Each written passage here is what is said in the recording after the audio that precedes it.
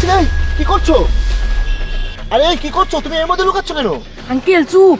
আরে বাবু, কে তুমি? আর তুমি এসব কেন করছো? আঙ্কেল আমি আপনাকে সব বলছি, কিছুক্ষণ ধৈর্য ধরুন। আমার পিছু নিয়েছে। কি হয়েছে সেটা তো বলো। আমি আপনাকে সব বলবো। আপনি কি এদিকে একটা ছেলেকে যেতে দেখেছেন, শার্ট আর প্যান্ট পরা? না না ভাই, আমি তো কাউকে দেখিনি। কিন্তু কি হয়েছে? আর ওই ছেলে আপনাদের কি হয়? ওইটা আমার ছেলে। আর এটা এখানে কি এভাবে পড়ে আছে? আরে ওটা যাই হোক, সেটা জেনে তুমি কি করবে? যাও তোমরা তোমাদের ছেলেকে খুঁজো, যাও। এই একটু দেখান তো এখানে কি আছে। আরে ভাই, এটা আমার জিনিস, আমার জিনিসের পিছনে তুমি কেন পড়েছো? যাও। আচ্ছা যাচ্ছি। কোথায় যে গেল, কোথায় খুঁজবো এখন? চলো তো। এই বাবু, কে তুমি? কি হয়েছে? আর ওরা তোমাকে খুঁজছে কেন? তুমি ওদের থেকে লুকাচ্ছ কেন? কি হয়েছে? আঙ্কেল আমার মা নেই, আমার সৎমা অন্য পুরুষের সাথে সম্পর্ক করে। তারা চায় আমার বাবার সব সম্পত্তি কেড়ে নিতে। আমি তাদের সব কথা শুনে নিয়েছি। আমার বাবা দূরে থাকে। আমি বলেছি আমি আমার বাবাকে সব বলে দেব। আর আমি যখন বলেছি এসব না করতে, আমার সৎমা আমাকে মেরে ফেলার হুমকি দেয়। প্লিজ আঙ্কেল, আপনি আমার জীবন বাঁচিয়ে দেন।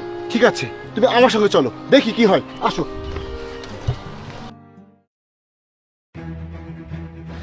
সামিয়া, তোমার সৎ ছেলে তো পালিয়ে গিয়েছে। একবার যদি ওর বাবার কাছে গিয়ে সবকিছু বলে দেয় তখন কি হবে? আরে তুমি টেনশন করো না, ওকে শুধু আমি একবার পাই, তারপর দেখাবো মজা। সারা জীবনের মতো শিক্ষা দিয়ে দিব। ওকে না মারলে তোর বাবার সম্পত্তি আমি নিতেও পারবো না।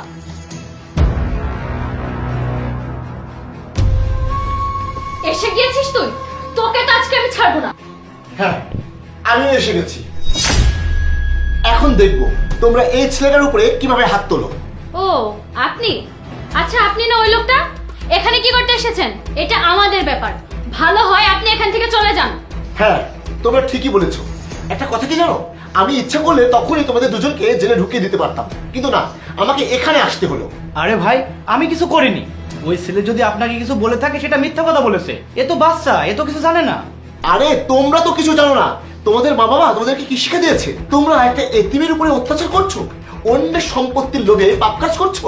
তোমরা তোমাদের নিজেদের লোভটাকে বড় করে দেখছো। আরে তোমরা তো শিক্ষিত, কিন্তু তোমরা কি অমানুষ?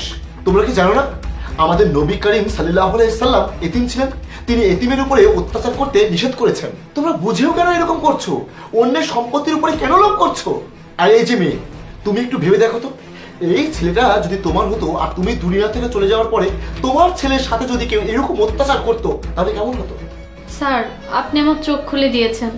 আমি বুঝতে পেরেছি আমি যা করেছি আমি ভুল করেছি। আমাকে ক্ষমা করে দিবেন।